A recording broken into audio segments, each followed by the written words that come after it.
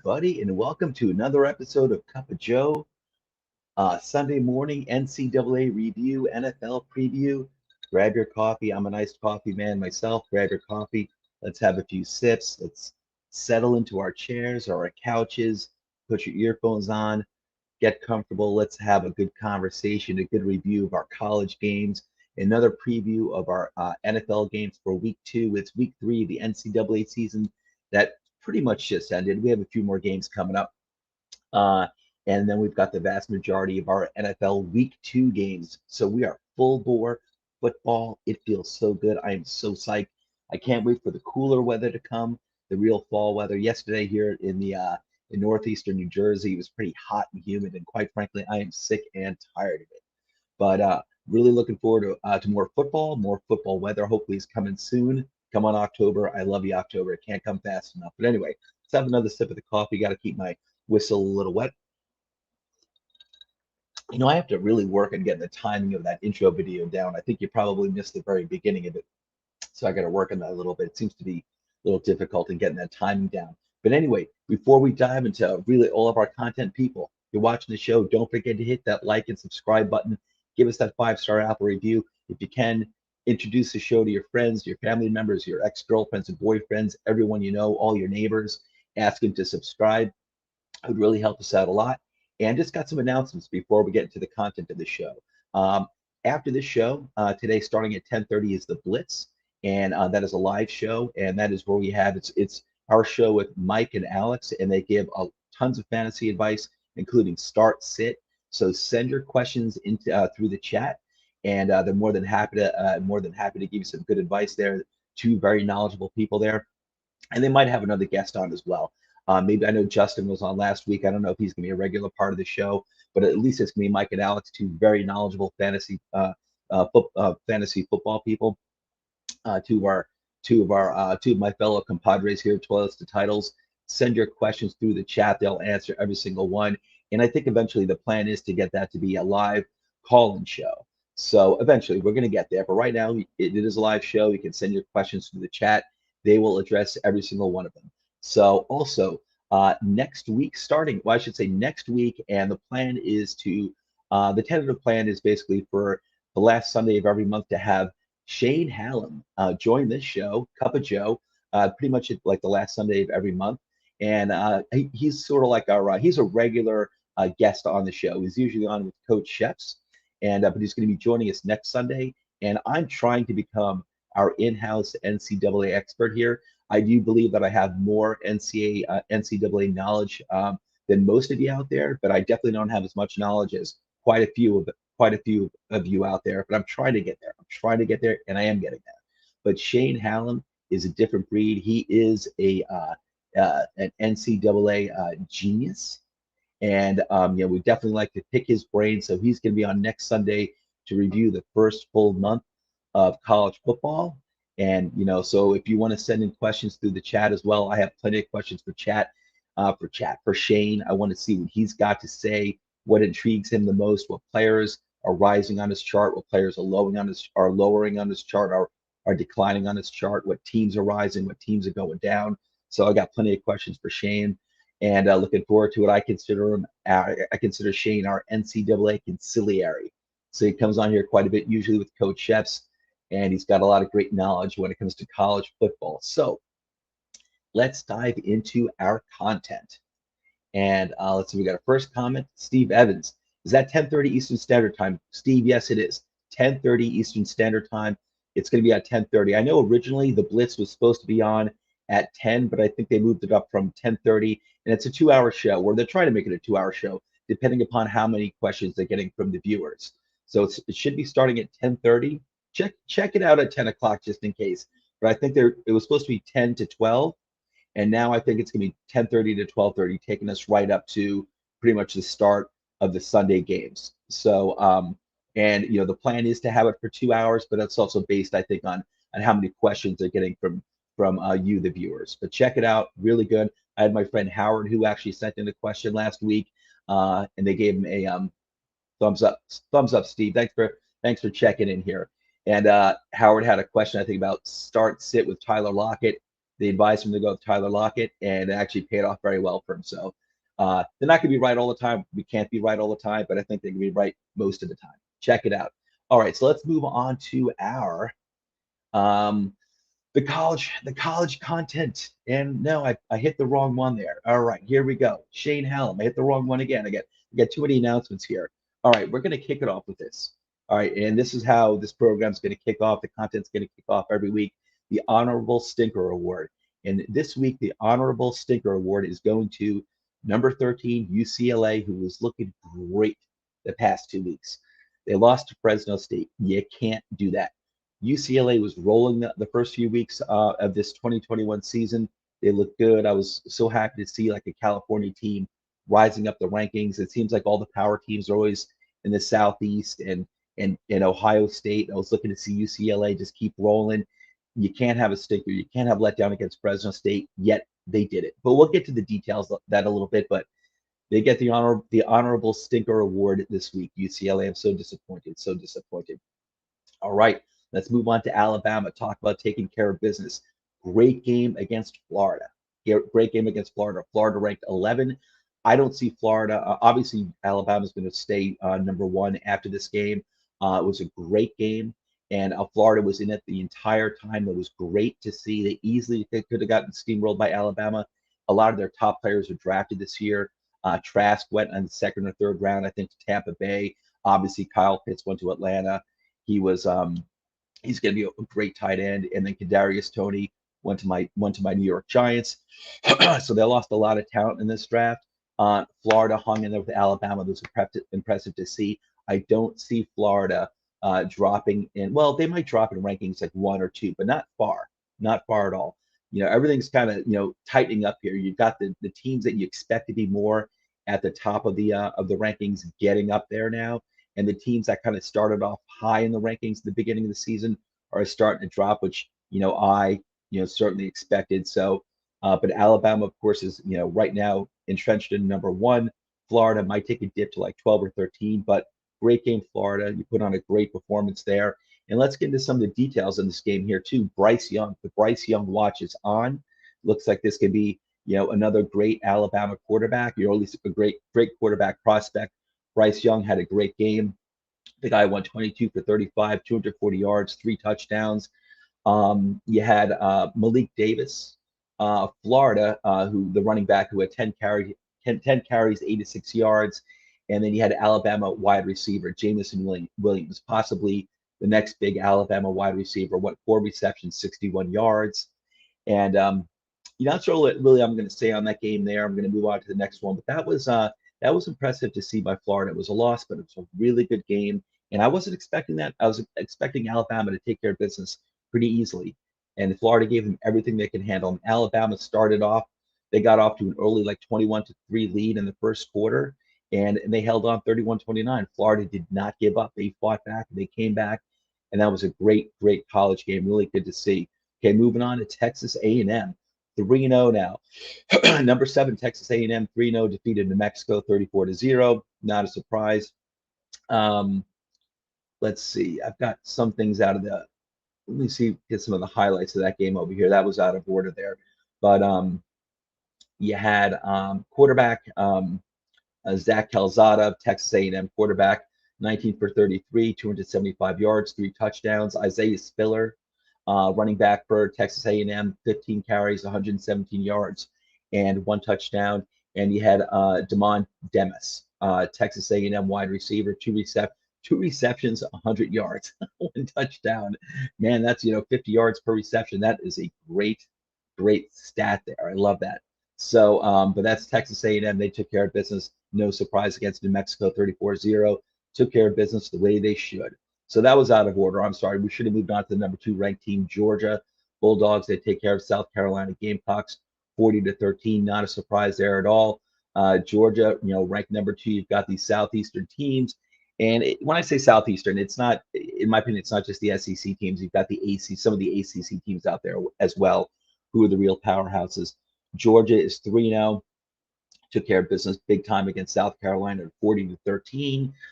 Georgia Bulldog quarterback JT Daniels goes 23 for 31, 303 yards, 3 touchdowns. You had Bulldog running back Kendall Milton, who won 10 carries for 66 yards. And you had South Carolina wide receiver Josh Van, who won 3 receptions. He had three receptions for 128 yards and 1 touchdown. Georgia entrenched at number 2 right now. Not a surprise. The usual powerhouses are starting to entrench themselves now by week 3 in the top tier of the rankings. Not a surprise. Things are sorting themselves out like they normally do. Let's move on to Oklahoma. Oklahoma, 3-0, ranked number 3 right now. Took care of Nebraska. Well, I should say, they defeated Nebraska 23-16. Nebraska's unranked, but this is one of those historical um, matchups, or rivalries, I should say. Sort of like Michigan and Ohio State, even though Michigan hasn't been a very good team for quite a while now. Their biggest rivalry is Ohio State, and it's just one of those historic rivalries. Oklahoma, Nebraska. Nebraska put up a good fight, 23-16, but again, Oklahoma's taking care of business here. And with Oklahoma, let's go to the box score here. But this one I want to go into a little detail because if you are a fan of a team like myself, I'm a New York Giants fan. If you're a fan of a team who may be looking for a quarterback in the 2022 draft, it looks like Spencer Rattler is probably going to be the top quarterback entering that draft. It's definitely it'll probably be the first question I throw at Shane Hallam next Sunday, because we're all mostly concerned about quarterbacks. We need quarterbacks for our teams, and it looks like Spencer Rattler. He went 24 for 34, 24 completions, 34 attempts, and only 214 yards with a touchdown. It wasn't like some overpowering game by Rattler, but it didn't really need to be either. It wasn't like he needed to really go out there and ball. This was Nebraska they were playing against, and Nebraska's not necessarily a pushover, but they're not in Oklahoma's class. And some of the Oklahoma running backs, you had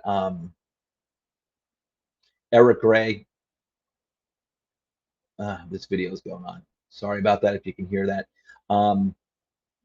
You had sorry, I apologize. So Eric Gray, running back for Oklahoma, went 15 for 84 yards. Kennedy Brooks, another running back for Oklahoma, 14 carries for 75 yards. And on the receiving side for Oklahoma, Jaden Hasselwood went 6 receptions, 61 yards, no touchdowns, and but still he had 61 yards. And the rest of the wide receivers, no eye-popping numbers. The ball was definitely spread around. Rattler does that. He's good at getting the ball to all of his receivers. And honestly, all of the Oklahoma quarterbacks are always good at spreading the ball around to all the wide receivers. Now the question is going to be, speaking of Spencer Rattler, is he going to be the next Lincoln Riley Oklahoma quarterback coming out? You've had Baker Mayfield over the past few years. You've had Baker Mayfield. You've had Kyler Murray. Now you've got Jalen Hurts. Is Spencer Rattler going to be the next Oklahoma quarterback? Who's really going to kind of take the league by storm? And not that Jalen Hurts has taken this league by storm just yet, but I believed in him. I like that the Eagles. At least I believe that Jalen Hurts deserved a full year to prove himself to Philadelphia. I was glad that they stuck with him, that they stood with him, the Eagles, for this year. And just the first game, he was fantastic. Now it's one game, but I was glad that they gave this guy a full season to start to see to show what Jalen Hurts could do. And he definitely performed great week 1 last week against the Atlanta Falcons. And the big time question is Spencer Rattler. Is he going to be that next Oklahoma quarterback coming out? And speaking of Lincoln Riley, I so badly want to see Lincoln Riley in the NFL. I mean, he's got a great gig over at Oklahoma, a very successful college coach. Say like a Nick Saban. I don't see why they would necessarily want to move on to the NFL. They've got a great life over in college football, get paid even more money. I mean, I get it. Don't get me wrong. You would like to go in the NFL, win a Super Bowl like anyone. But yeah, I'll tell you, Lincoln Riley, I would love to see him as a head coach in the NFL. Hopefully one day that will happen. Okay, so let's move on to the next game. Number 4, Oregon, defeating Stony Brook. It's funny. I don't know if I've ever said this on the program before, but in my mind, whenever I think about like nightmare matchups in terms of boring matchups that you see a lot of times in college football, I always think of someone like Oregon, or say Ohio State or Alabama against Stony Brook. Stony Brook is that nightmare matchup I always think of. And when I say nightmare, I'm not thinking upset. I'm just thinking of complete boredom. Stony Brook. Now, all of you people who, alumni from Stony Brook, don't crucify me. I don't hate your school. I don't hate your team, but I really don't want to see your team on the field. It's boring to see them up against these, much better real NCAA college programs. And the result, yet again, shows itself in the scoreboard. 48-7, Oregon. The Ducks completely took care of business. They're number 4. They're looking great. They had a big upset earlier this year too, so they're number 4. Oregon is looking really, really good. And then we're moving on to the number 5 team, Iowa, 3-0. Defeated Kent State 30-7. Kent State's ranked 1. I'm sorry, the record's 1-2. Iowa's 3-0. Iowa, off the top of my head, I believe Iowa was ranked 10th last week. Now they're ranked number 5. So they took a huge jump.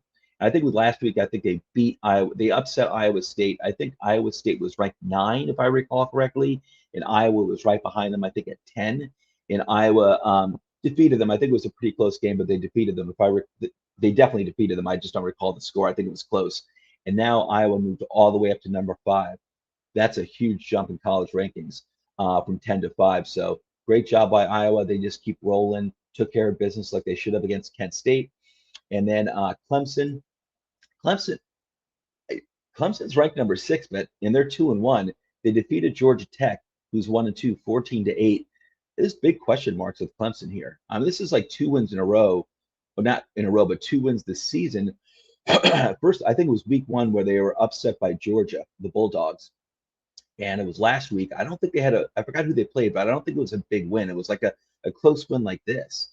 And you have to seriously question Clemson right now. They're one of those programs like Alabama that loses a boatload of talent every single draft.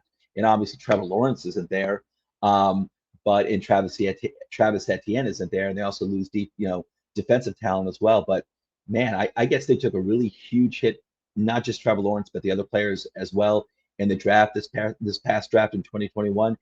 Clemson, number 6. I don't know about that ranking. That just defeating Georgia Tech only 14-8. That's the second unimpressive win this year by Clemson, and I think you have to seriously question that ranking. Don't be surprised if they drop to 9. I wouldn't be surprised. I wouldn't be surprised if they dropped to maybe 9, as low as 9 this week after this game. Even though they won, it's the second unimpressive win this year, and they also lost to Georgia. So I don't know. And you've got Texas A&M, who's 3-0. They played against an unranked team, New Mexico, 34-0. Texas A&M took care of business like they should. When you're playing a team that's really not that good, like New Mexico, and you're a top-ranked team in the NCAA, you want to see blowouts like this. This is what you want to see. Clemson's not doing that, so I expect them to drop quite a bit in their national rankings, and deservedly so. Cincinnati Bearcats. I have a question, Cincinnati fans and alumni. Is a Bearcat like a real thing? Is it really like a Bearcat? I always wonder, but I have to Google that, see if that even really exists. Bearcat. I don't know if you growl or meow or what, but Cincinnati Bearcats taking care of business, 3-0. Defeated Indiana 38-24.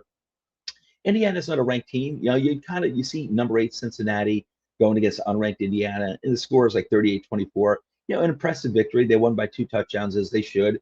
And Indiana's got some game though. They're not a horrible football program. They got some game. So Cincinnati came in, took care of business against Indiana by 2 touchdowns. That's good to see. I think they'll probably stay ranked number 8. Actually, they might move up a little bit. I think Clemson's going to drop. Cincinnati might move up to 7 this week. And Texas A&M is probably going to take over that 6th spot from Clemson. I think Clemson's going to drop down to number 9, like I said before. I'm just surprised by Clemson's performance. Really surprised so far. Okay, so number 9, Ohio State. They're going to move up in the rankings this week. I'm sorry, I've got this video going on my ESPN page that I have up, and I don't know if you can hear it, but I can hear it goes off sometimes. It's an advertisement. I apologize. Anyway, number 9, Ohio State, 2-1, defeated Tulsa 41-20. Took care of business like they should. Ohio State should be moving up in the rankings again because Clemson should be moving down. Number 10, Penn State, 3-0, defeated Auburn, who was ranked 22, 28-20. So that was a good game. Auburn, I'm not surprised. I'm not surprised that Auburn put up a really good fight against Penn State. I think Penn State is, definitely one of the better teams in NCAA football. I think earlier this year when the season started, they were ranked I think 19th. I was surprised by that. But I think 10 is a really kind of like 10, 12, 13 is where they should wind up being. I think Penn State's got some holes, and Auburn, I think, is ranked 22 as they should be, and they're actually a surprisingly tough team. This was a tough game. Auburn put up a good fight. I wouldn't be surprised if these two teams pretty much stay where they're ranked right now. Um, Auburn isn't as number 22. They're not a joke team. Some teams you see, ranked number 22, say like a Utah Utes, and you have to always question something like that. But Auburn, they're always a tough program, so not a surprising result.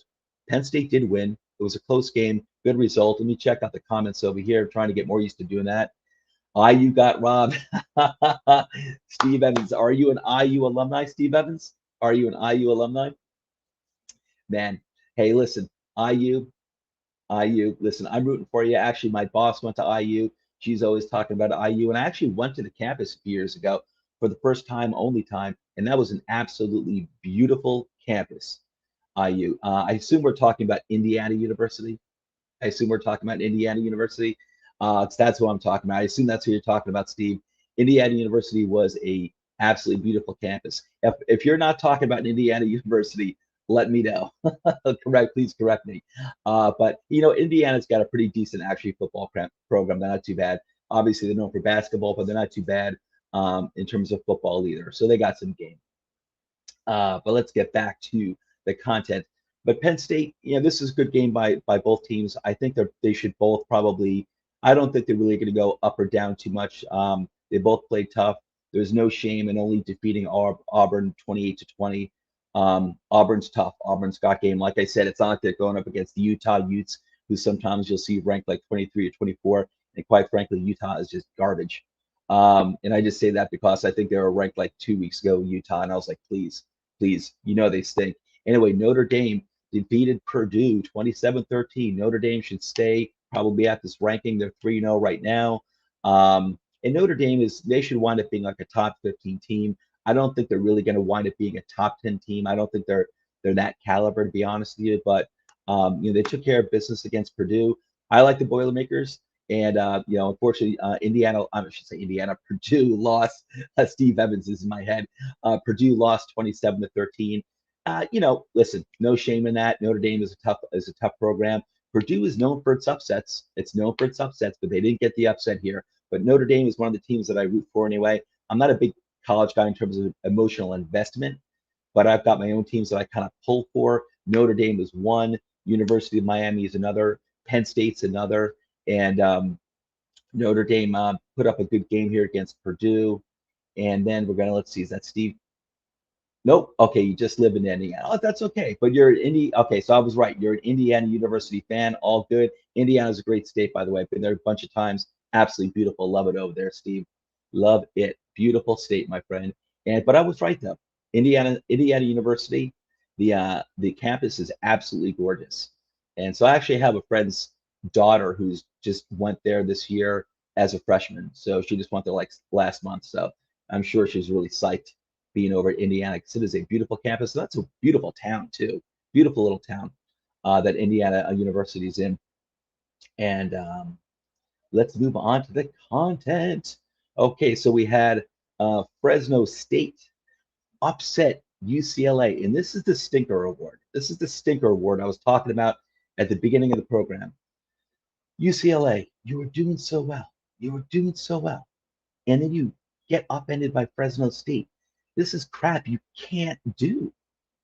I'm really upset about that because this is UCLA is kind of like a recently adopted team of mine as well.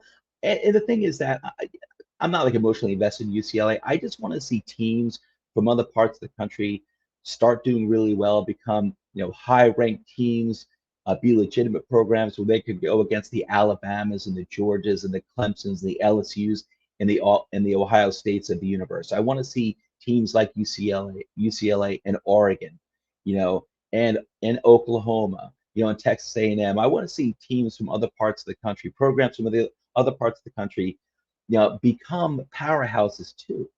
And I was counting on UCLA. It's not like I really believed in this year to be like really wind up being like a top 10 ranked team. But I was hoping, and I had some legitimate hope, I think, based on their performance so far this year, to date, that is. And then they lost, they put up this stinker against Fresno State. That's just disgusting. You can't do that. I'm sorry. I'm really disappointed by that. And so let's move on into other games, I didn't create bars for every single game. There's a lot of college games. Let's move on. We left off at UCLA. Okay, Iowa State, number 14, taking care of business against UNLV, 48-3. And then you've got a game after that. You've got number 15, Virginia Tech, upset by West Virginia. Virginia Tech, you know what? I'm disappointed. I like Virginia Tech. They always play tough. They always play tough too. They really play tough against teams that are better than they are, that are ranked higher. And like they'll go up against like a Clemson or a Georgia, and usually they might lose to those teams. They'll usually lose to a team like Georgia or Alabama or Clemson or LSU, but they'll give those teams, those better teams, a bloody nose. They go down fighting. Here, Virginia Tech loses. They're upset by unranked West Virginia, and West Virginia is not a joke NCAA program. They're not ranked, but historically, they're usually a pretty good, talented program. And so I was actually surprised that West Virginia wasn't ranked in the top 25, at least 25 or 24. Maybe that'll change this week. Maybe that'll change. But Virginia Tech, yeah, I think you're going to take a pretty big drop here this week, maybe to like 18, 19. You're not going to drop out of the rankings. You're 15, but I think you're going to take a big drop to maybe like 18 or 19. Moving on to the next game, Coastal Carolina, 28-25 against Buffalo. Coastal Carolina is 3-0 now. Coastal Carolina ranked 16. Coastal went postal against Buffalo. Coastal Carolina, this is one of my sweetheart teams. They just keep winning this season. They keep moving up those rankings. I love it. They're 3-0. They took care of Buffalo, and Buffalo wasn't ranked, but Buffalo is another. They're an unranked program that's got game, and they can be tough. Like they're known for upsets sometimes. They didn't get it here. They came close against Coastal Carolina. It was only a 3-point game. Again, Coastal won 28-25 against Buffalo, but Buffalo is they're one of the like better unranked programs. So, they produce some NFL talent. So it wasn't like this is Stony Brook. Let me put it that way. I'm sorry, Stony Brook, but Buffalo's not Stony Brook. So it was a tough game. Coastal, I would expect them to probably take a little hit in their rankings because they only won by 3 points against Buffalo, who's unranked. But Coastal Carolina right now, you go, guys. You keep going, Coastal. I love it. You're 3-0 right now. You're ranked 16. I'm shocked by that ranking, but they've been ranked the entire season. And, you got to root for them. You got to root for Coastal Carolina. Coastal is going postal. I got to that term is now officially coined. I got to see what I can do in terms of marketing it. Coastal is going postal. I love it. Ole Miss. All right, Eli Manning's my favorite alumni from Ole Miss. Eli Manning, his school, ranked 17. They took care of business big time against Tulane. Ole Miss is 17. They're 3-0. They defeated Tulane, who's 1-2. The score was 61-21. Ole Miss. I want to dive into the details of this game a little bit. Not so much like the score per player. I mean, I don't care so much about going to the details of the score, like the quarter and everything like that. But I'll tell you, you've got some serious players here at Ole Miss who every single week now, the first 3 weeks of this season, are putting up big time numbers. You got the quarterback, Matt Corral or Coral. I'm not sure how it's pronounced, Matt Coral. 23 for 31, 335 yards, 3 touchdowns. Ole Miss running back Jerrion Ealy, 15 carries for 105 yards. Matt Corral, he ran the ball for 68 yards himself. The receivers, Jonathan Mingo, had 6 receptions, 136 yards. Braylon Sanders, 4 receptions, 74 yards. And here's a name you want to remember. The guy didn't have the biggest game this week. Dentario Drummond, wide receiver for Ole Miss. He was putting up monster numbers the first 2 weeks, and he didn't have monster numbers this week. He did have a touchdown. It was 5 receptions, 55 yards. So it's 11 yards average per reception, and he had a touchdown. This guy is putting up a big time performance this year, Dontario Drummond, and this is someone who I definitely want to ask Shane about next week. But anyway, Ole Miss is putting up big numbers this year. They're ranked 17. I think they could really start shooting up. I wouldn't be surprised if they make it up to like 14 or 13 this week in the rankings. Right now they're 17. Don't be shocked if they move up substantially in the rankings. I realize beating Tulane is not a big ask, and they destroyed him like they should. But Ole Miss has been taking care of business this year so far in the first 3 games, and they've been moving up the rankings, and now I think they're going to shoot up a little bit. I think they're going to take a big increase in their ranking from, I'd say, 17 to possibly 13, and they deserve it. They've really been kicking ass. Let's move on to the next game. Okay, so we left off at Ole Miss. And now we've got, okay, BYU, Arizona, 2 ranked teams, evenly matched teams. I like this game. It's a game I was looking forward to. Not that it's a sexy matchup. Arizona State, 19, upset by number 23 BYU. And I actually thought this was going to happen. I thought BYU is a better program, and I think you're going to see these 2 teams actually reverse in rankings. Now, I don't think Arizona State's going to drop out of the top 25, but Arizona State is right now is 19 based on this loss, and they lost pretty substantially to BYU, 27-17. I think Arizona is going to basically flip-flop in rankings. I think Arizona will drop to 23, and BYU will move up from 23 to 19. I think that's what we're going to see. And BYU's having a really solid season. Arizona State is 2-1 now. They're having a pretty good year. Don't get me wrong. Arizona State is a good college program. They're a good team. I don't think Arizona State's going to wind up dropping out of the 25 this season. I think they're going to stay in the top 25 this season.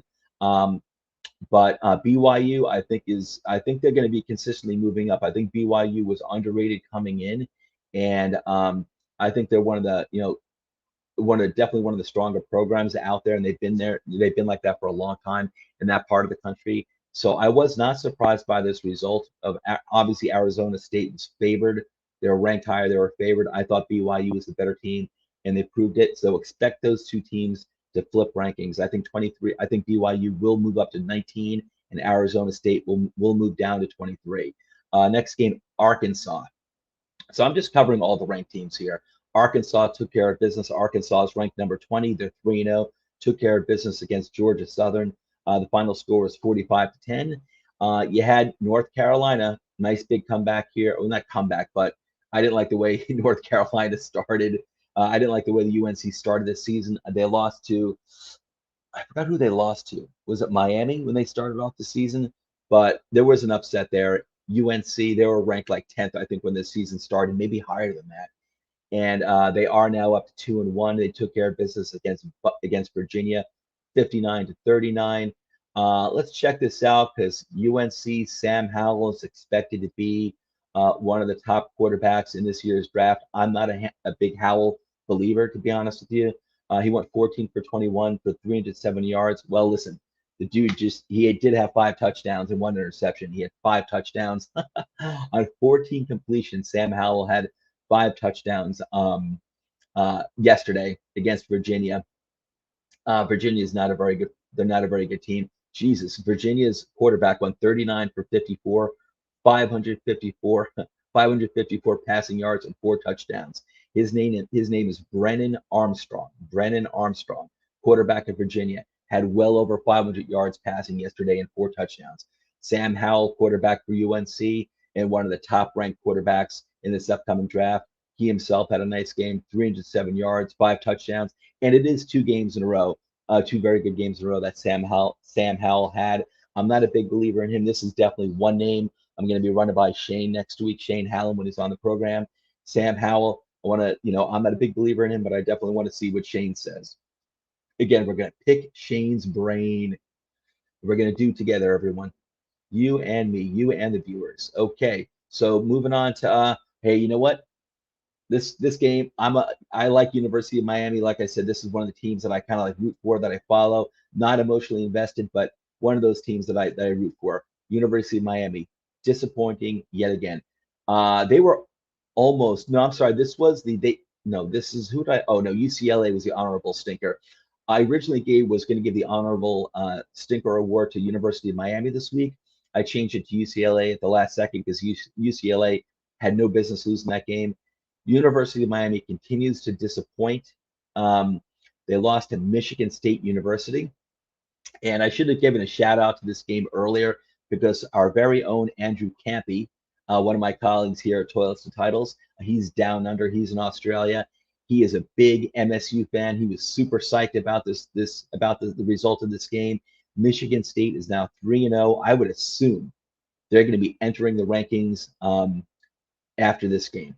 MSU should be up there, and quite frankly, University of Miami, they should be falling out. Their University of Miami is ranked 24. And yet another disappointing performance by them. I forgot they got upset by University of Miami got upset by I forgot who in week 1, and it was a very disappointing game. And then last week they barely hung on against Appalachian State, and now here University of Miami gets destroyed by Michigan State, 38-17. That's disgusting. That is disgusting. That is disappointing.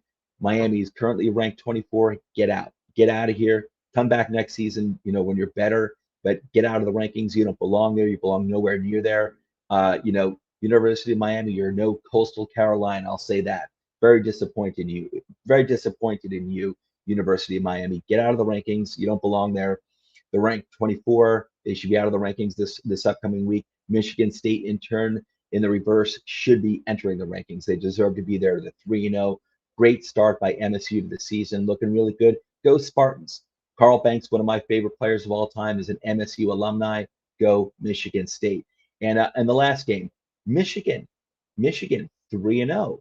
They're ranked 25. They're going to move up this week. They took care of business big time against Northern Illinois, and that's what a series program should be. If Michigan wants to be a series program, and I know many people here in Northern New Jersey, in my town as well, who are Michigan alumni. My neighbor, my former neighbor, who's my friend, but he moved to the other side of the town this summer. Big time Michigan fan. I see Michigan flags all over my town here in northeastern New Jersey. Many alumni here who in my town who went to Michigan, and I'm sure they're very happy. Michigan is 3-0. They took care of business against 63-10 against Northern Illinois. That's what they should do. Michigan should be moving up the rankings, maybe to 23, 22 this year. But Michigan's track record is one of disappointment. You expect something from Michigan, and they just pull the rug right out from under your feet. So let's ride this train of enjoyment with Michigan as long as we can. Right now they're 25. They should move up in the rankings to maybe 23 or 22. And again, Michigan State should be entering the top 25 this week. They absolutely should. They're 3-0.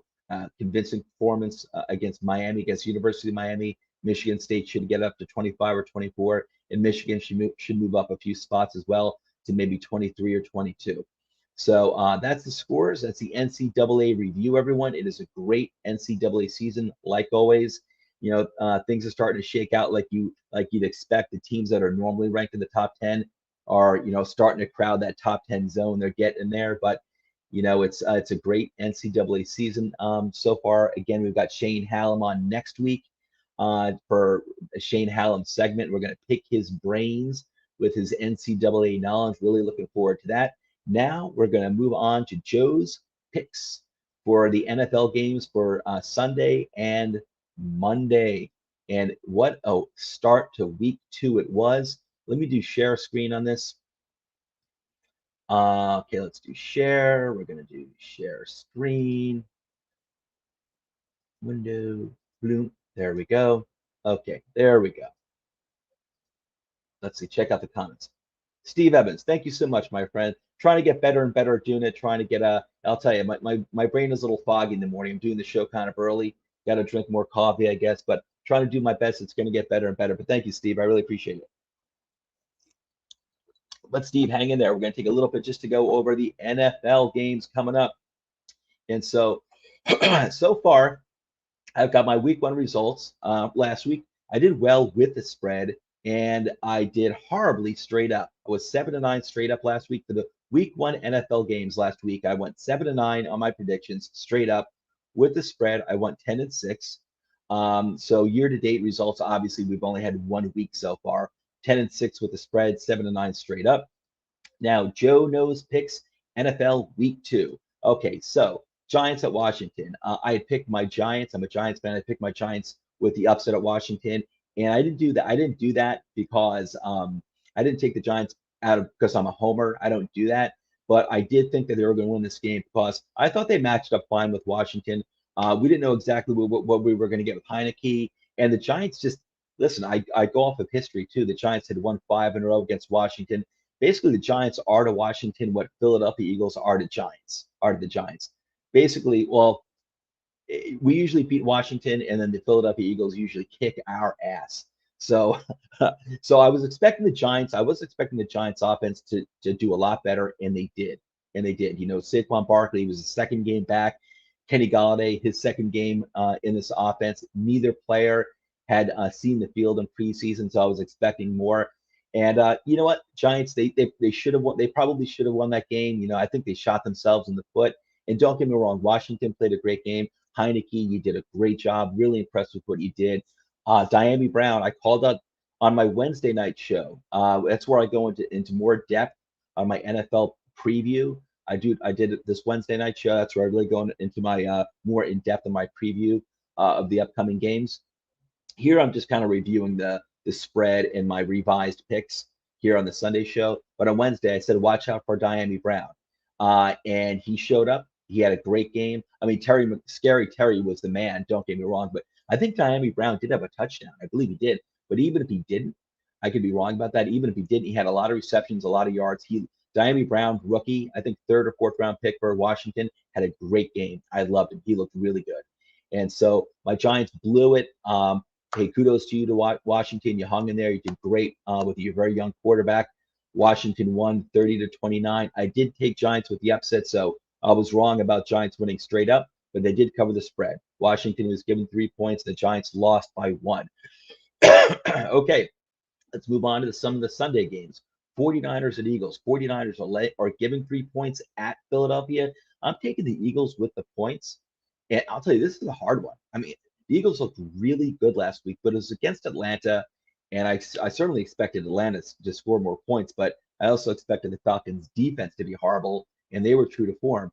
I'm going to take the 49ers in this game. That is, I'm taking the Eagles with the points, but I'm taking the 49ers straight up. I do think this is going to be a tough game. I do think it's going to be a tough game. I think the Eagles are for real. I really do. I think Jalen Hurts is looking good. It was only one game, but I really like that guy's skill set. And I was happy to see the Eagles give him a chance, a full year, because I actually thought it was smart when they drafted him 2 years ago. It was surprising. I didn't expect it, but I got it. I understood it. You know, you can see that they started having question marks about Carson Wentz, and they obviously Philadelphia felt like Jalen Hurts is probably a first round talent. And when he was there for them in the second round, they couldn't pass him up. And you know, I thought he had a really good skill set. I thought in the handful of games that Jalen Hurts played last year, I thought he showed a lot of flash, and I thought they did a good job. If you weren't going to get Trevor Lawrence, I thought it was a good idea to give Jalen Hurts a chance this year to prove what he can do. And he had a great start in week 1. But the 49ers are a tough team. They're an experienced team. They're relatively healthy. Mostert is down, I think, for the season. If not for the season, then like 8 games or something like that. But I'm not worried about the running back situation with the 49ers. They're like the Ravens. They always have another guy coming up. You had last week, you had Elijah Mitchell, who had a great game. You know, you've got Trey Sermon, who's probably going to start getting his turn as well. I'm not worried. You know, Garoppolo looked very good. He's healthy. As long as he stays healthy, he knows the 49ers offense. Their wide receivers are ready to roll. I know Deebo Samuel had a good game last week. I think Ayuk is playing. I could be wrong. Don't quote me on that. Look into that. Don't necessarily go ahead and install Ayuk in your starting fantasy lineup this week. Check it out. You know, I think he is playing, but don't quote me on that. Check it out. But I think the 49ers are going to do fine against the Eagles. It'll be a good game, but I think the 49ers win this straight up. But I'm taking the Eagles with the points because it's in Philadelphia.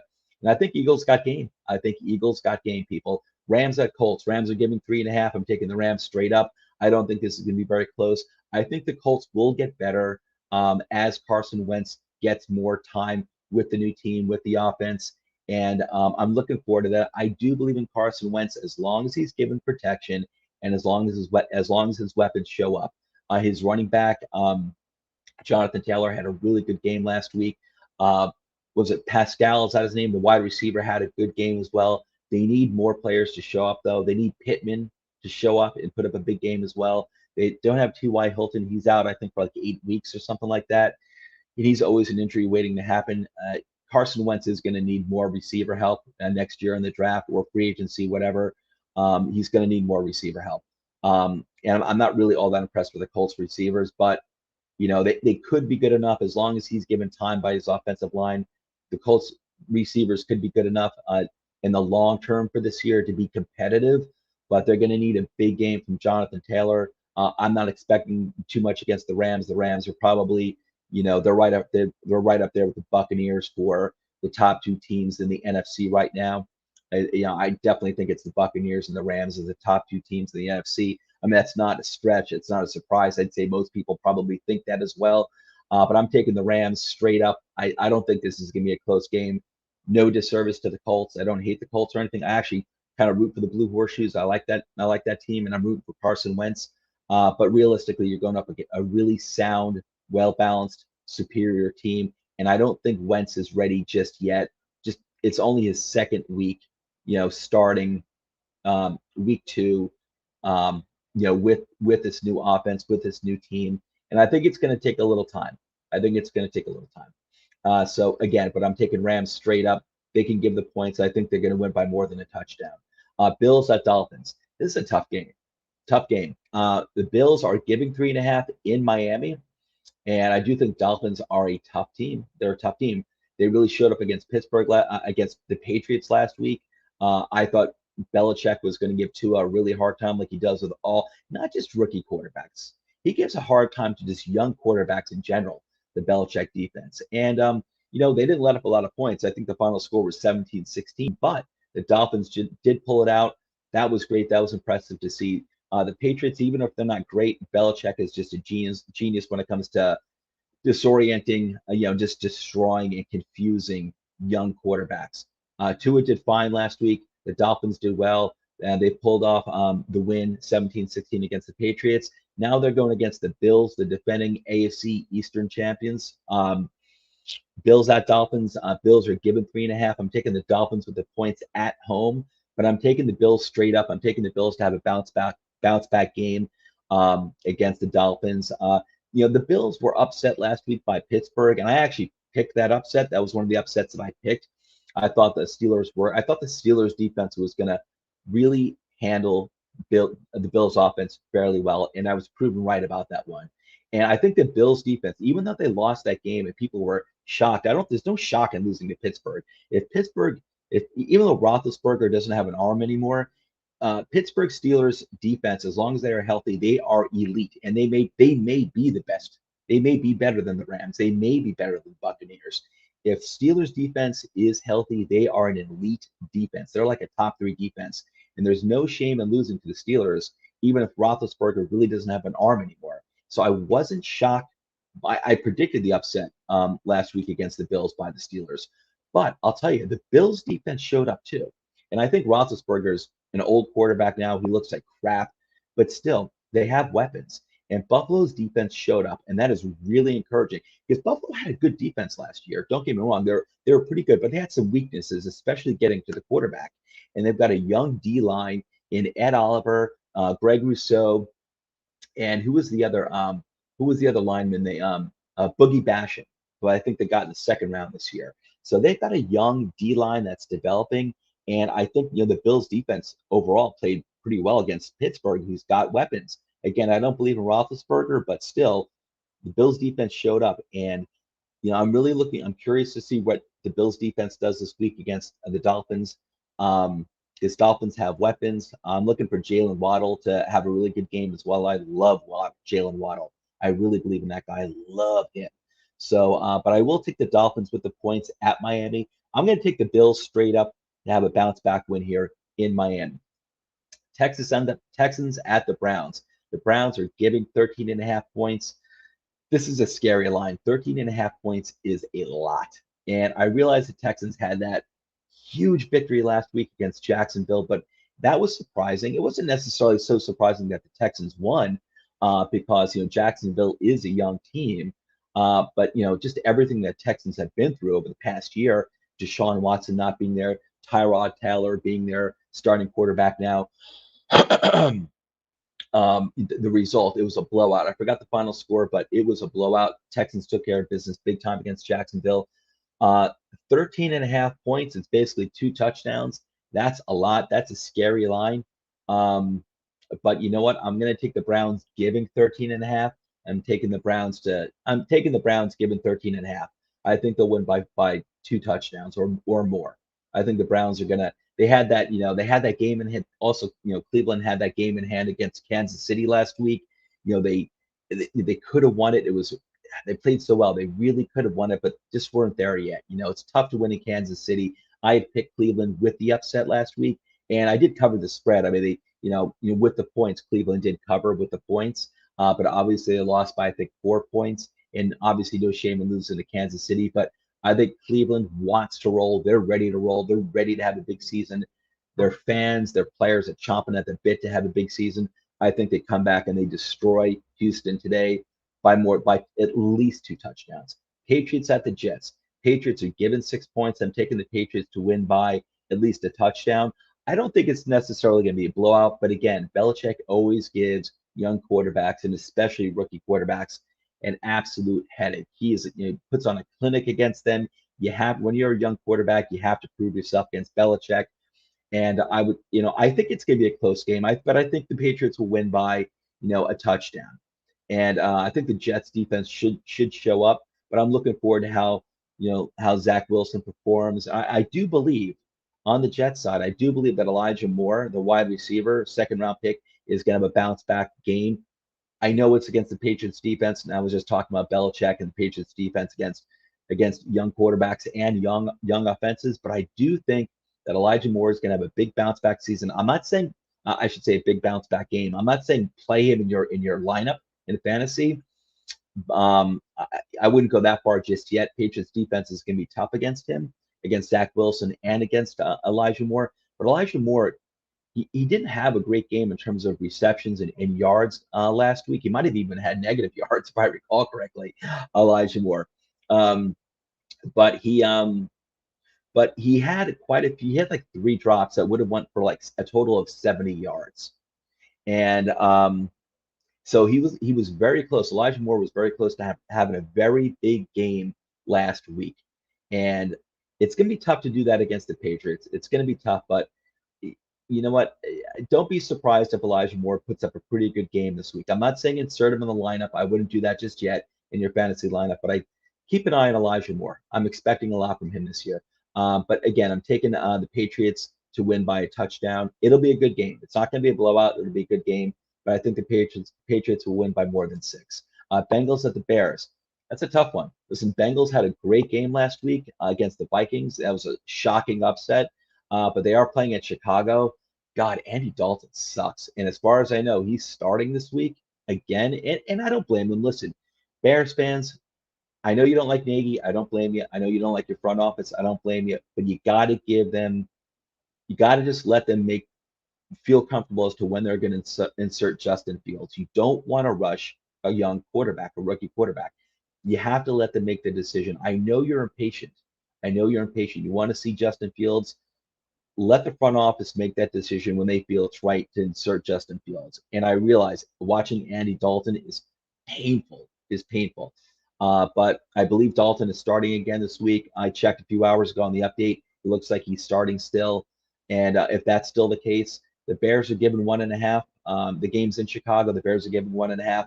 I'll take the Bengals with the points. I think I'm straddling the fence on this one. The spread is only 1.5. And I'm taking the Bengals with the points and the Bears straight up to win because it's in Chicago. I actually think that it's tough. I think the Bengals, their offense looked really good last week. But you know what? I'm not going to take them to win on the road in Chicago.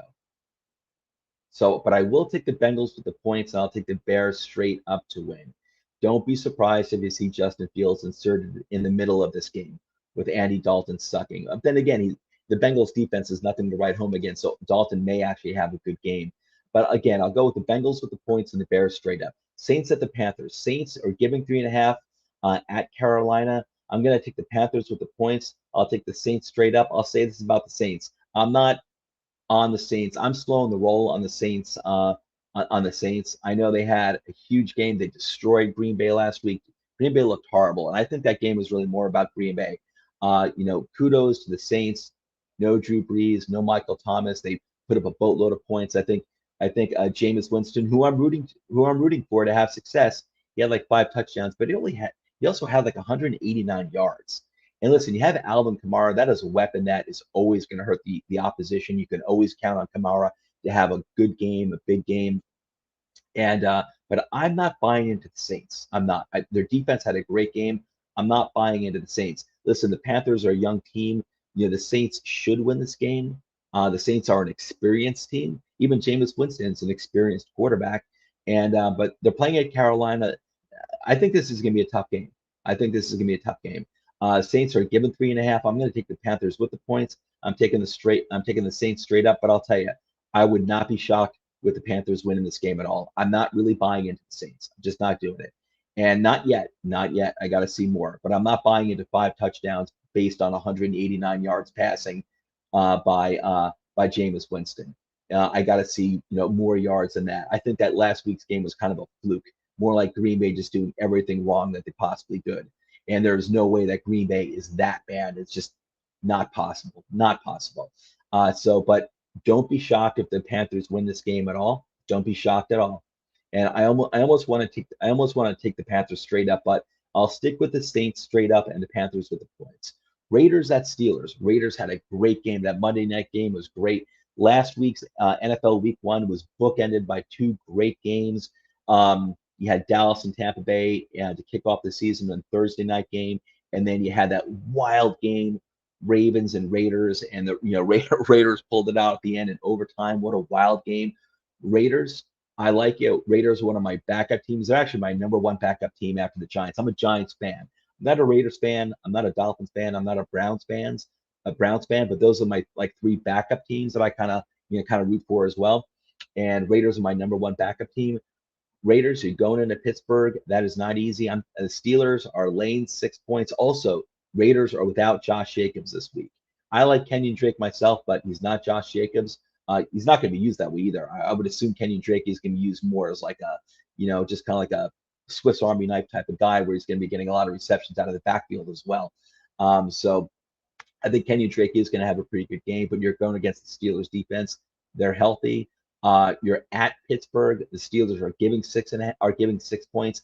I'm going to take the Steelers in this game. I'm going to take the Steelers to cover the spread. They're laying 6 points. I think the Steelers will win by more than 6 points. I think it's going to be a good game. I do think it's going to be a good game. But they're playing in Pittsburgh. Steelers defense looked fantastic against the Bills last week. I got to go with the Steelers in Pittsburgh right now against the Raiders, especially with Josh Jacobs being out. So I will take the Steelers, even though they're laying the points. I'll take the Steelers to win by more than 6. Broncos at the Jaguars. Broncos defense looked fantastic last week. Broncos are giving 6 points at Jacksonville. I'm taking the Broncos to win by more than 6. Falcons at the Buccaneers. Buccaneers are laying 12.5. That's a huge spread. It's scary to see, but they're playing at home. I've got no problem picking the Buccaneers to win by more than 12.5. Easy. Vikings at Cardinals. Cardinals are giving 4 points. I took the Cardinals last week. I took the Cardinals last week with the points against Tennessee, and I did take Tennessee straight up to win. But I remember I was on the fence about that game because I did believe in Arizona, and I still do. I think Arizona and Miami, you're probably going to see them in the Super Bowl against each other in maybe like 2 years. Cardinals are coming along so well. They look so good. They had a great game last week against Tennessee. Tennessee looked like crap. Or at least the Cardinals made them look like crap. And so Vikings at Cardinals. Cardinals are giving 4 points. You know what? I'm changing this. No. The Vikings, I'll take the Vikings. I'm going to stick with this. The Vikings with the points. I do think the Vikings offense is going to step up this week. I think they're going to listen. They weren't horrible last week on the Vikings offense. They did wind up losing to Cincinnati. That was disappointing as a whole. That shouldn't have happened. But I think the Vikings offense is going to have a big game. I think the Cardinals defense is looking really good. They're coming along really well, just like the offense. Arizona's looking like a really well balanced team, mostly young. And Isaiah Simmons had a very good. I was saying last week, watch for Isaiah Simmons to have a bounce back year. Too talented to be a bust. And I think he had 10 tackles last week, maybe 8 solo tackles, and then 2 where he assisted. But Isaiah Simmons had a nice bounce back game last week. And I'll tell you what, I think the Vikings offense is going to do well though. I think they're gonna show up, and I think they're gonna put up some big points. Look for Justin Jefferson to have a big game. I think Dalvin Cook will have a big game as well. I think the Vikings offense is gonna show up and do well. But I'll take the Vikings with the points. I'm on the fence about that one, but that was my original pick on Wednesday. I'm gonna stick with it. Cardinals are giving 4 points. I'll take the Vikings with the points, and I'll take the Cardinals straight up. Okay, I got to wrap this up because the guys who are doing the blitz at 10:30 have to get ready for their program. They have to set up. Cowboys at the Chargers. The Chargers are giving 3 points. I'm taking the Cowboys with the upset. It's gonna be. This is the one of the. This might be the game to watch this week. This is gonna be a really fun game to watch. Cowboys at Chargers. I think the Cowboys are going to take care of business pretty well against the Chargers. To be honest, I really do. Again, this game is at Los Angeles. It's at the Chargers. The Chargers are giving 3 points. I'm taking the Cowboys with the upset in this game. I think the Cowboys are for real. I think the Cowboys are one of the top 4 teams in the NFC. I don't think what they did against Tampa Bay last week was a fluke. If Dak is healthy and the O line is healthy, then I think this team is for real. I think the Dallas Cowboys are one of the top 4 teams in the NFC. I think they're better than Seattle. I think they're better than Green Bay. I'd say the only 2 teams off the top of my head who I think are going to be better than the Cowboys, who are right now better than the Cowboys, are Tampa Bay and the Los Angeles Rams. So I think the Cowboys are at least the 4th best team in the NFC. They may be the 3rd best team, and I think the Cowboys are going to run away with the NFC East. I'm taking the Cowboys in the upset. Okay, Titans at Seahawks. Titans disappointing last week. They looked like crap against Arizona, but I'll tell you what, I think Arizona is really that good too. I think Arizona is just coming along so well. They're looking to be a really well-balanced team. Everyone's looking at the offense for Arizona, but I think you got to start looking at the defense too. I think Isaiah Simmons had a really great bounce-back game last week. He didn't have a good rookie year, but I think he's too talented to be a bust. And Isaiah Simmons did have a really good game last week. They drafted Zaven Collins, who I think is going to be a stud linebacker in this league for years to come. And Chandler Jones had like 6 sacks. I don't expect that every week, but he's the real deal. He's the real deal. So I think that the Cardinals defense is good, and they might have been overlooked. And I don't think they're as talented as the offense just yet, but they're getting there. Arizona is building a really scary team. But so the Titans lost to the Cardinals. In hindsight, that may not be a surprise. The Cardinals just may be the real deal right now. But Titans at Seahawks. Seahawks are given 6.5 in Seattle. Not a surprise at all. I think the Titans are going to have a bounce back game. I'm taking the Seahawks straight up to win, but I'm going to take the Titans with the points. And I don't like the Seahawks defense. I think it sucks. I want to see more. I know they had a good game last week, but I want to see that continue before I actually become a believer in the Seahawks defense. I think their defense stunk last year. They really didn't add or couldn't add anything much to really help improve it. But listen, sometimes it's just a matter of time, and changing of the scheme here and there, changing of schemes here and there. Maybe the Seahawks defense will be a lot better this year. I'm not buying it until I see it. I want to see it consistently. I think the Seahawks usually start off the season well anyway, and they did that. Seahawks were looking like one of the best teams last year, the first half of the season, and then the second half of the season, I was not impressed with Seattle. They actually scared me. I thought they looked really bad, and including Russell Wilson. Not that he looked really bad, but he did not look like Russell Wilson second half of the year last year. So I think Titans will have a bounce back game. Titans defense looks like crap.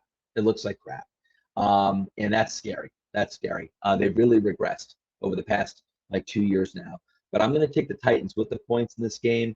I'm taking the Seahawks straight up. But I'll tell you, Titans, if you get blown out in this game, I don't know. It might be time to panic. Chiefs at the Ravens. The Chiefs are giving 3.5. I'm taking the Chiefs to win by more than 3.5. I do think this is going to be a good game, surprisingly. surprisingly. The Ravens are riddled with injuries, key injuries. The running back core was decimated. They do have good players coming now. Latavius Murray. Yeah, I was never a huge Latavius Murray fan, but the guy is a competent NFL running back. You've got, I think, also Devontae Freeman, who's, who they've signed as well. They also have their own young running back in, was it Tyson Williams or Tyson Johnson?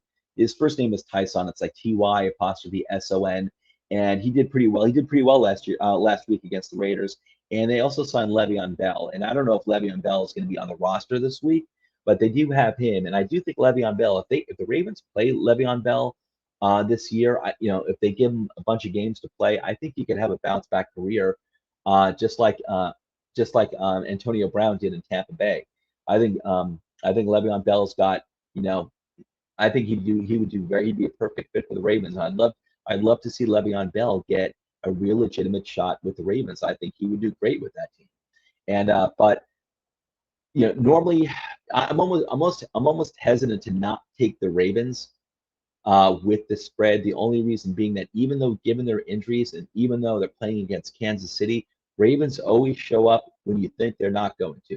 The Ravens deal with adversity as well as any other team that I can think of. The Ravens are always getting hit with key injuries, and they always show up, and they always play hard, and they always, a lot of times they'll get upsets. I'm not picking an upset here, but I will take the Chiefs to win by more than 3.5, but I think it's going to be a good game. I think it's going to be a better game than most people think. Just because the Ravens' track record, they don't lie down for anyone. They don't lie down for anyone. They're a tough team. Okay, moving on to the Monday night game. Oh, I wish this weren't the Monday night game. No offense, Lions fans. It's just that your team is rebuilding. They're starting from pretty much from scratch right now. They're a very young team, except for the quarterback Goff. You're a very young team. I wish this were not the Monday night game, but this is the matchup. It's Lions at Packers. The Packers are given 12 points. I'm taking the Packers to win by more than 12 points. The Packers got embarrassed by New Orleans last week. They're not going to get embarrassed on Monday Night Football. They're going to be looking to have a big time bounce back game. They're looking to have a big time bounce back game against one of their divisional opponents, and I think it's going to happen. And it's in Green Bay on Monday night. It's going to be, I think, a blowout. So, and again, Lions fans, this is nothing against your team. I like the way you're rebuilding your team, and I like your head coach. I think you're doing it right. I like it a lot. But you're new in the rebuild. You're young. And I just don't think you'll be able to match up the Packers. I think the Packers are going to be hungry after getting destroyed by New Orleans. So those are my picks for week 2. We'll see how we do. We'll see how we do by Monday night. Anyway, everyone. Oh, sorry. More comments from Steve. Hey, yes, Steve Evans. It's going to be a long year for us Colts fans. Steve, you know what? Yeah, you know what? I don't know. I think you're facing mediocrity, but I don't think it's necessarily I don't think it's going to be because of Carson Wentz. I like the trade, and I believe in Carson Wentz, and I think him being with Frank Reich is going to be a match made in heaven for you guys. Your other comment by Steve is that I'm just hoping my Colts don't get embarrassed by the Rams. You listen, Rams are solid. They're looking really good, and you know what? You do need more weapons on offense. Not having T.Y. Hilton, and that's not a surprise. Hilton's been an injury waiting to happen for a long time right now. It's unfortunate, but you need Pittman to step up. We need Pittman to step up. Jonathan Taylor, keep balling like he did last week. Jonathan Taylor stepping up. He balled up. He balled out last week. He had a really good game. Pascal had a very good game. So you've got some talent there, but you don't have that top tier wide receiving talent, and that's going to hurt. I want to see Carson Wentz get protection like he did not have in Philadelphia for the past few years. Indianapolis can give that to him. Give him some time. I think you're probably looking at like an 8-9 or 9-8 record this year, because I think you need more weapons. And I think your defense is really good. But the lack of like a top tier wide receiver scares me. But give Carson Wentz time. I think he's a good quarterback. He got screwed in Philadelphia. I like the trade that you made with Philadelphia for Carson Wentz. I'm glad that he's getting a second chance in Indianapolis with Frank Reich, and I think he's going to have a successful career in Indianapolis long term. I don't think you guys are going to crash and burn this year. I think you guys are going to be competitive and you're going to be good. And when I say you can be 8-9 or 9-8, I wouldn't be surprised if you go 10-7. I think you guys, you got a really good defense and you have a really good offensive line and you've got good offensive pieces, but I think not having that number one wide receiver is going to hurt and it's going to limit you guys. It's going to limit you guys. But listen, Blue Horseshoes, I like that team. I like Indianapolis. I like Indiana. Great state, great little city. And I was in Indianapolis a few years ago. As a matter of fact, the same trip where I went to Indiana University.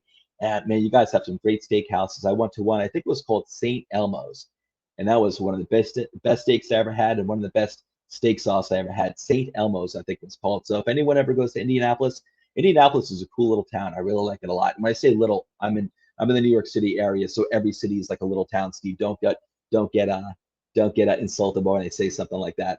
Indianapolis is a cool town. I like it a lot, and it's known for its famous steakhouses. St. Elmo's is one of them. If you go to Indianapolis, go to St. Elmo's, get a steak, whatever steak you want. They're all awesome. I had the filet myself, the filet mignon, and they have really great steak sauce. But that's a cool town. I like the Blue Horseshoes. I'm rooting for them. I'm rooting for Carson Wentz to have a bounce back year and a bounce back career in Indiana, and I think it's going to happen. But like I said, I think that lack of a top tier number one wide receiver is going to limit you guys. But I think you're going to be competitive. Just keep Carson Wentz upright. All right, guys. You know what? It's 9:34. I got to go. I think the Blitz guys have to get ready for their show, so I have to end it here. And real quick, let me do some bells and whistles and announcements. First of all, Toilets to Titles, our website, Toilets to Titles.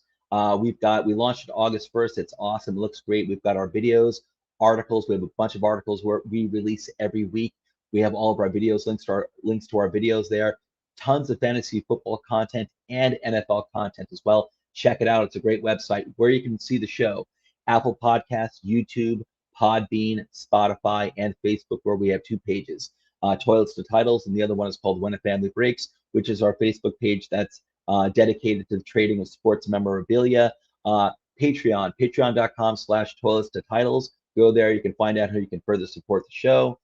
And here's just real quick. Here's the schedule. We currently have 8 in-season episodes for the NFL season here at Toilets and Titles. This is the schedule real quick. Monday night, we've got the waiver wire, which is for Patreon members only. Obviously that's waiver wire advice for your fantasy team.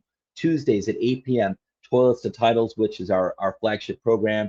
There's fantasy advice in there as well, but usually it's also Coach Sheps and Justin Stevens and Nate, giving fantasy advice as well as predictions for the upcoming NFL week. Wednesday at 9 p.m. is my other show, Joe Knows NFL Review Preview. That's where I review the results of the previous NFL week, and I preview the upcoming NFL week. And then following that show, Wednesday at 10 p.m. is Dollars to Deuces. That's weekly betting advice, and that's Rich Gonzalez, and that's also Nate as well. And Nate's one of the original founders of Toilets to Titles, so that's Dollars to Deuces, and again, that's weekly betting advice. Thursday at 8 p.m. a dash of DFS.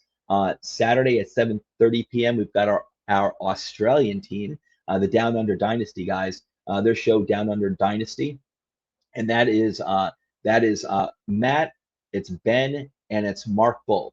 So check them out. They're giving it a fantasy advice as well, and those guys are down in Australia. We are global. Toilets to Titles is global. I'm very proud to say that. And then again, Sunday, 8 a.m. or 8:30, whenever I can start, Cup of Joe like you're watching right now. NCAA recap and an NFL preview, an abbreviated preview of the NFL games for the Sunday and Monday games. And then following my show, Sunday, it says 10 o'clock. I have to change that. Starting at 10:30 is the Blitz. And that's basically fantasy advice from both Mike and Alex. And they're given start, sit, but also other fantasy advice as well. It will be a call-in show. I have to change it as well. It will be a call-in show, but they are taking comments. If you have a question, just submit it into the comments section. They will get to every single question that is submitted. And that's going on from basically from 10:30 up until 12:30, depending upon how many questions they're getting from you, the viewer. So check it out. It's starting at 10:30. It's great. The first episode last week was a lot of fun, really good. And then again, Toilets to Titles. This is the Twitter handles for everyone here at Toilets to Titles. There's like 12 of us right now. Give them all a follow. We're a great bunch of guys. And one friendly reminder, don't forget to hit that like button, subscribe, hit that bell, give us that 5-star Apple review because we deserve it. Anyway, that's a wrap for this episode, everyone. I'll see you Wednesday night on my show.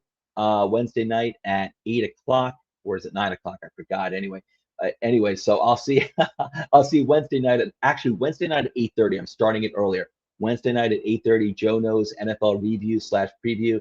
That's my Wednesday show. Originally, I was starting at 9, but I'm switching it to 8:30 because I need more time to do it. And then, but again, after the show at 10:30 is the Blitz. Give it a watch, everyone. It's a great show. Anyway, I'm out of here. Take care. Have a great weekend. Enjoy your Sunday games and your Monday night games. And I'll catch you on Wednesday night, everyone. Take care.